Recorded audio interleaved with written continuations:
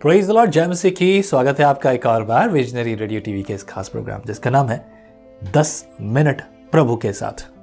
कितने लोग हैं 10 मिनट प्रभु के साथ बिताते हैं? एक बात मेरे मन में बोझ है, आप में से शायद बहुतों को ये बात अच्छी नहीं लगेगी, लेकिन एक कड़वी सच्चाई है पर अच्छा ही है। रिसेंटली मैंने किसी से बात की और उन्होंने कहा, और वो उसका रोना था, वो रो रही थी और ये बोल रही थी मेरा परमेश्वर के साथ संबंध बहुत गहरा नहीं है। मैंने पूछा कि आप ये क्यों कह रहे हो, कैसे कह रहे हो, क्यों आपका संबंध परमेश्वर के साथ गहरा नहीं है? ये केवल एक व्यक्ति की कहानी नहीं है, आपकी कहानी है ये। आप भले इसे अंगीकार करें ना करें, आपकी कहानी है। अंगीकार अगर आप करते हो तो नीचे कमेंट में लिख के बता सकते हो ताकि मुझे पता चले, अदरवाइज कोई ज़रूरी नहीं है। कमेंट करें ना करें कोई दिक्कत नहीं है। मैं चाहता हूँ आप देखें बट सीखें। आज ये देखिए गिदोन के बारे में। गिदोन कोई प्रार्थना करने वाला, संगति करने वाला परमेश्वर के साथ वो नहीं था। जब गिदोन के पास स्वर्गदूत आता है तो स्वर्गदूत से जब वो बात करता है तो गिदोन ने क्या उत्तर दिया? यहोवा ने तो हमको छोड़ दिया है, कदाचित वो हम पर दया करे, वो हमारी चिंता करे। हमने कल पढ़ा था ना, गिदोन ये कह रहा, यहोवा ने तो हमें छोड़ दिया, हमने उसे निराश किया है। गिदोन को एक्नॉलेजमेंट है, लेकिन परमेश्वर चुन रहा है एक ऐसे पात्र को जो भरोसा कर सकता है, जो साफ सुथरा है, जो दिल का साफ है। That is what God is looking for. लेकिन मिसअंडरस्टूड मत कीजिए। मैं ये कहना चाहता हूं, चाहे 10 मिनट हो या और भी ज़्यादा समय, जितना अधिक समय आप बैठ सकते हो बैठिए, पर दिल के साथ, पूरे मन के साथ। इसलिए नहीं कि किसी ने बोला है, दिखाने के लिए नहीं, सच्ची अच्छी संगति के लिए। शुरुआत करेंगे आज 7वां अध्याय, जो 6ठे अध्याय के बाद का अध्याय। बात से मेरा मतलब है कहानी कंटिन्यू है। क्या है? गिदोन की मिदानियों पर विजय। कैसी विजय है?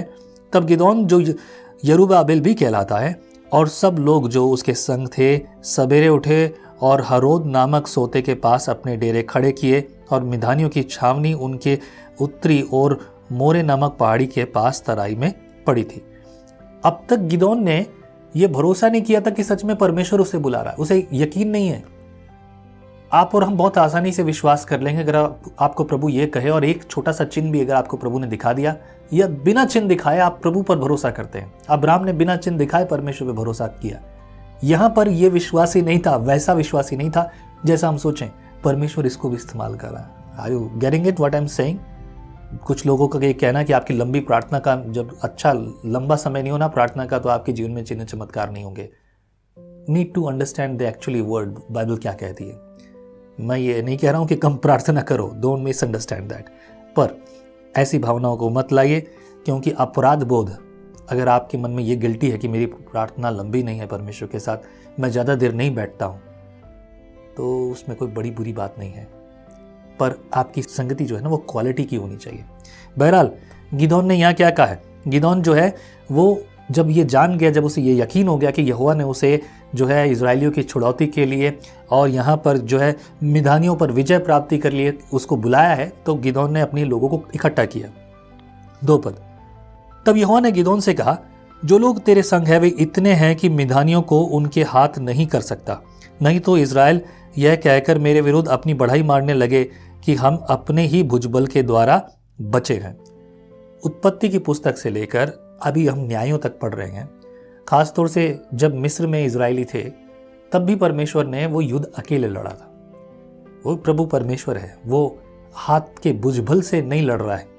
वो बताना चाहता, जताना चाहता, दिखाना चाहता, देखो मैं तुम्हारा परमेश्वर हूँ, मैं तुम्हारे लिए खड़ा हूँ। You don't need to do anything. तो अपनी समझ का सहारा ना ले, वरन संपूर्ण मन से यहोवा पे भरोसा रख, तब वो तेरे लिए सीधा मार्ग निकालेगा। यही बात गिदोन ने भी की थी। उसने सिर्फ यहोवा की बात सुनी, देखो विजय उसे कैसे मिलती है। ऐसी विजय आपको चाहिए। आगे लिखा है 3 पद में, इसलिए तू जाकर लोगों में यह प्रचार करके सुना दे, जो कोई डर के मारे थरथराता हो वह गिलाद पहाड़ से लौटकर चला जाए। तब 22,000 लोग लौट गए और केवल 10,000 रह गए। मतलब 32,000 was the number, actual number of people, those who were standing with Gideon, right?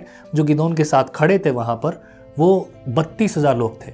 और 32,000 लोग मिधानियों के लिए, क्योंकि मिधानियों की संख्या भी बहुत ज़्यादा नहीं थी, इतनी भी ज़्यादा नहीं थी, तो उनके सामने ये सेना छोटी तो थी लेकिन इतनी भी छोटी नहीं थी। तो परमेश्वर ने कहा कि मुझे ये लोग नहीं चाहिए, मुझे लोग चाहिए जिन्हें मैं चुनूंगा। और जब ये बात कही जो थरथराता हो, कांपता हो, क्योंकि देखिए 22,000 लोग, इनको भी भरोसा नहीं है यहोवा पर। आ तो गए क्योंकि ये छुटकारा चाहते हैं, भरोसा नहीं है यहोवा पर, और इसीलिए ये 22,000 लोग चले गए, क्योंकि मौका मिल गया। वो अभी तो कोई कायर बोलता, लेकिन हमें मौका मिल गया, चलो छोड़ो और भागो यहाँ से, अब तुम जान जाएगी, हम मरेंगे। भरोसा नहीं है इनको। अभी गिदोन फिर भी खड़ा है, कितने लोग लेकर? 10,000 लेकर। इसके आगे लिखा है, फिर यहोवा ने गिदोन से कहा, अब भी लोग अधिक हैं और उन्हें सोते के पास नीचे ले चल, वहां मैं उन्हें तेरे लिए परखूंगा, और जिसके विषय में मैं तुझसे कहूं वह तो तेरे संग चले, और जिसके विषय में मैं कहूं यह तेरे संग न जाए वह न जाए। तब वह उनको सोते के पास नीचे ले गया। वहां यहोवा ने गिदोन से कहा, जितने कुत्ते के समान जीभ से पानी चपड़ चपड़ करके पिए उनको अलग रख, और वैसा ही उन्हें भी जो घुटने टेक कर पिए। जिन्होंने मुंह में हाथ लगा चपड़ चपड़ करके पानी पिया, उनकी तो गिनती 300 ठहरी, और बाकी सब लोगों ने घुटने टेक कर पानी पिया। तब यहोवा ने गिदोन से कहा, इन 300 चपड़ चपड़ करके पानी पीने वालों के द्वारा मैं तुझको छुड़ाऊंगा और मिद्यानियों को तेरे हाथ में कर दूंगा, और अन्य सब लोग अपने अपने स्थान को लौट जाएं। देखिए यहाँ पर परमेश्वर ने 300 लोगों को चुना। There was only one sign कि वो लोग पानी जो है हाथ में लेकर और इस तरीके से उन्होंने पिया, ठीक है। और बाकी लोगों ने क्या, झुककर जानवरों के समान जो है नीचे जो है सीधा पानी में मुंह लगाकर पिया उन्होंने। There was nothing wrong in that, नीचे झुककर या इधर ऊपर करके पीना, देयर वाज नथिंग। अभी कुछ लोग इसी बात को ना अलग तरीके से प्रचार करते कि देखो परमेश्वर ने ऐसा क्यों किया, वो ऐसा क्या किया। The Bible doesn't talk much about that. जब बाइबल जिस किसी बारे में बात ज़्यादा नहीं कर रही है, आप उसके बारे में ज़्यादा बातचीत करेंगे, उल्टा सीधा अपनी तरफ से इधर से तोड़ मरोड़ कर इधर वचन पकड़ के उधर वचन पकड़ कर बोलेंगे, गलतियाँ होंगी मेरे प्रियो। ऐसी गलतियों से बचो, और यहीं पर गलत शिक्षाएं शुरू होती हैं। अभी किसी से मैंने सुना कि यीशु को जो है 3,000 कोड़े पड़े। साफ साफ लिखा है कि यीशु को 39 कोड़े मारे गए थे। अब उसके बाद में अगर कोई बोला 500, 600, 800 कोड़े, तो सोचो आदमी का क्या हाल होगा। These kind of messages are absolutely wrong. ऐसी चीज़ों को ना सुनिए। और जो प्रभु के सेवक हैं, मैं आपको प्रेरित करता हूँ कि बैठकर प्रार्थना करें, वचन को स्टडी करें, जो आत्मा सिखाए वही बोलिए। आप भावनाओं में भरकर कुछ नया प्रचार करने की कोशिश मत कीजिए। यहीं पर गलत फहमियाँ शुरू होती हैं, गलत शिक्षाएं शुरू होती हैं। जब हम ये सोचते हैं कि मैं नया प्रचार कर रहा हूँ, लोग नया सुनना चाहते हैं, लोगों की कान की खुजली के अनुसार प्रचार मत कीजिए। Give them the spirit one, आत्मा से भरा हुआ दीजिए। देखिए लोगों के जीवन में बदलाव आएंगे। डज नॉट मैटर कि कितने लोग सुन रहे हैं। अक्सर लोगों को ये चिंता होती है, मेरा ये प्रोग्राम ज़्यादा लोग नहीं सुनते, मुझे उसकी बात की परवाह नहीं है, पर मैं इस काम को, इस प्रोग्राम को इस तरह से देखता हूँ कि भविष्य में भी जब लोग 10 मिनट प्रभु के साथ बिताना चाहेंगे तो एटलीस्ट वो सुन सकेंगे। बहरहाल 8वें पद में लिखा है, तब उन 300 लोगों ने अपने साथ भोजन सामग्री ली और अपने अपने नरसिंगे लिए, और उसने इज़राइल के अन्य सब पुरुषों को अपने डेरे की ओर भेज दिया, परंतु उन 300 पुरुषों को अपने पास रख छोड़ा, और मिधान की छावनी उसके नीचे तराई में पड़ी थी। अब देखिए मिधानियों की जो छावनी थी नीचे तराई में थी, और ये लोग थोड़े ऊपर थे। पानी पी लिया। देखिए कितने 32,000 में से सिर्फ 300 लोग रखे हैं। ये 10% भी नहीं है, ठीक है, 10% भी नहीं है, इवन 1% पीपल। परमेश्वर ने सिर्फ 300 लोग रखे हैं, और इनके पास क्या हथियार हैं, इन हथियारों के बारे में हम आगे पढ़ते हैं। फिर उसके बाद इस प्रकार से लिखा है 9 पद में, उसी रात यहोवा ने उसको कहा, उठ छावनी पर चढ़कर, क्योंकि मैं उसे तेरे हाथ कर देता हूँ। परंतु यदि तू चढ़ाई करते डरता हो तो अपने सेवक फूरा को संग लेकर छावनी के पास जाकर सुन कि वे क्या कह रहे हैं। इसके बाद तुझे उस छावनी पर चढ़ाई करने का साहस होगा। तब वह अपने सेवक फूरा को संग ले उन हथियारबंदों के पास जो छावनी के छोर पर थे उतर गया। मिधानी और अमेलेकी और सब पूर्वी लोग तो टिड्डियों के समान बहुत से तराई में फैले पड़े थे, और उनके ऊंट समुद्र तट की बालू के किनकों के समान गिनती से बाहर थे। तब गिदोन वहां आया। तब एक जन अपने किसी संगी से अपना स्वप्न यूं कह रहा था, सुन, मैंने स्वप्न में देखा है कि जौ की एक रोटी लुढ़कते लुढ़कते मिधान की छावनी में आई और डेरे को ऐसा टक्कर मारा कि वह गिर गया, और उसको ऐसा उलट दिया कि डेरा गिर पड़ा।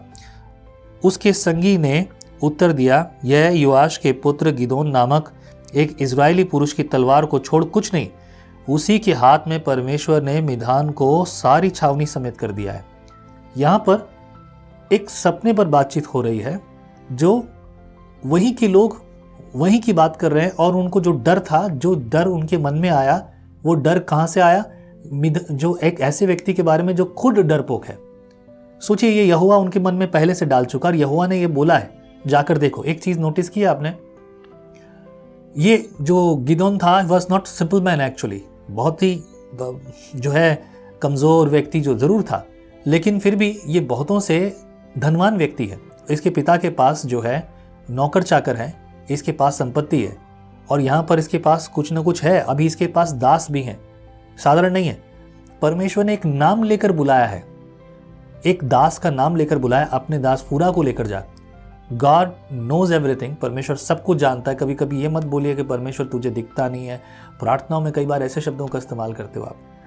क्या ऐसी कोई चीज़ है जो परमेश्वर से छुपी हुई है? कभी नहीं। ध्यान से सुनिएगा इस बात को। और फिर 15 पद में लिखा है, उस वचन का वर्णन और फल सुनकर गिदोन ने दंडवत किया और इज़राइल की छावनी में लौटकर कहा, उठो, यहोवा ने मिधानी सेना को तुम्हारे वश में कर दिया। तब उसने उन 300 पुरुषों के 3 झुंड किए और एक एक पुरुष को अपने हाथ में नरसिंगा और खाली घड़ा दिया, और घड़ों के भीतर एक मशाल थी। फिर उसने उनसे कहा, मुझे देखो और वैसा ही करो। सुनो, जब मैं उस छावनी के छोर पर पहुंचूं, तब जैसा मैं करूं वैसा ही तुम भी करना।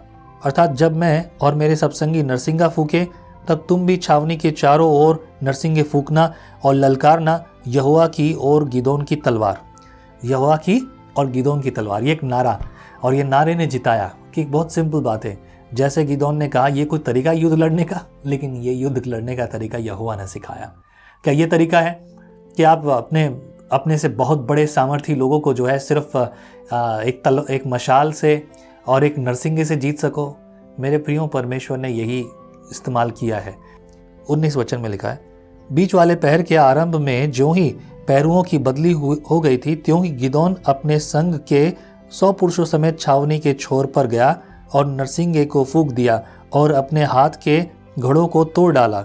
तब तीनों झुंडों ने नरसिंगों को फूंका और घड़ों को तोड़ डाला, और अपने अपने बाएं हाथ में मशाल और दाहिने हाथ में फूंकने को नरसिंगा लिए हुए चिल्ला उठे, यहोवा की तलवार और गिदोन की तलवार।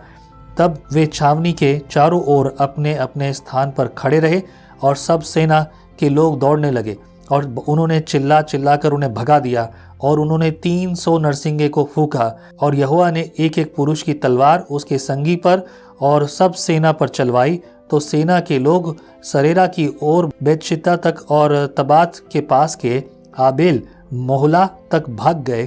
तब इज़राइली पुरुष नप्ताली और आशेर और मनशे के सारे देश में इकट्ठे होकर मिधानियों के पीछे पड़े, और गिदोन ने एप्रैम के सब पहाड़ी देश में यह कहने को दूत भेज दिए, मिधानियों से मुठभेड़ करने को चले आओ, और यरदन नदी के घाटों को बेतबारा तक उनसे पहले अपने वश में कर लो। तब सब एप्रेमी पुरुषों ने इकट्ठे होकर यरदन नदी को बेतबारा तक अपने वश में कर लिया, और उन्होंने ओरेब और जेब नामक मिधान के 2 हाकिमों को पकड़ा, और ओरेब नामक चट्टान पर और जेब को जेब नामक दाखरस के कुंड पर घात किया, और वे मिधानियों के पीछे पड़े और ओरेब और जेब के सिर यरदन के पार गिदोन के पास ले गए। इस प्रकार परमेश्वर ने एक ऐसे व्यक्ति को जो डरपोक है उसे इस्तेमाल किया। और देखिए हथियार भी क्या है। मेरे प्रियो, मैं बार बार कभी कभी आपने सुना होगा, मैं अक्सर लोगों को ही कहता हूँ, मेरे जीवन में रोज मैं खुद ये कहता हूँ, तू अपनी समझ का सहारा न ले, वरन संपूर्ण मन से यहोवा पे भरोसा रख, तब वो तेरे लिए सीधा मार्ग निकालेगा। मेरे जीवन में सीधा मार्ग मेरा यहोवा निकालता है। क्या आपके जीवन में अगर आपने अपने आप को ऐसे रखा है तो जीवन के हर पल में आप ये देखोगे प्रभु आपके जीवन में कार्य करे। आमीन। फिर से मुलाकात होगी अगले दिन अगले सुबह, वैसे तो रोज देखते हैं ना। प्रभु आपको आशीष करे। जय मसीह की। परमेश्वर का वचन जीवन देने वाली रोटी है। आओ हम इस जीवन देने वाली रोटी का और मजा लें विजनरी टीवी पर। हम हमेशा सोचते हैं कि शायद मैं भी बाइबल कॉलेज जाकर बाइबल को अच्छे से सीखता, पर अब आपके लिए है visionary TV, deep Hindi Bible study के लिए।